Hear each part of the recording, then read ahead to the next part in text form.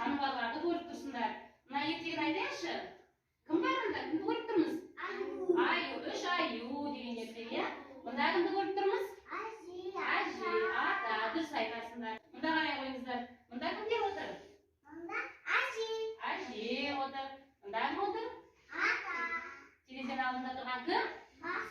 Бауырсақ. Дұрыс айтасыздар. Әженің алдында отырған кім? Мысық. Атаның алдында отырған кім? Балалар, осы бауырсақ ертегісін мына жерде отырып, сондай ендеше, қанекей отыра қояйық орнымызға. Отыра қойыңдар орындарыңа.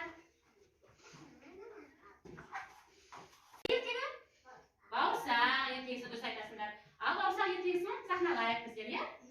Нұржігіт ұстай ғой. Аяқ. Мұнда ертеде ата менен әже болыпты.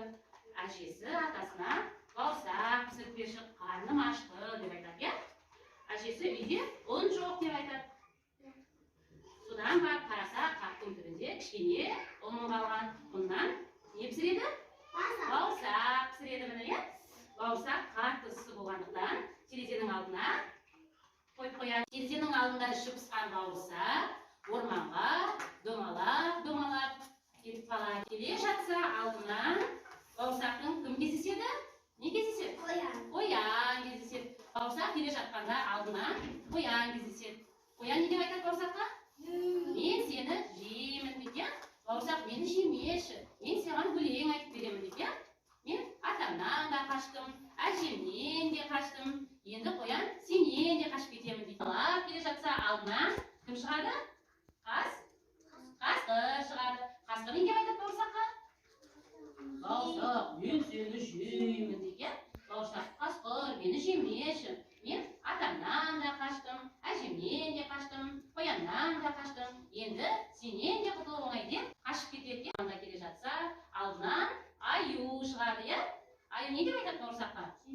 Сені жеймін бауырсақ дейді.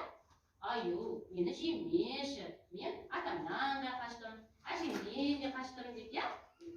Қояннан да қаштым, қасқырдан да қаштым. Енді сенен де қашып кетемін дейді. Солай ма? Аюдан қашып кетеді. Келе жатса домалап, алдынан кім шығады?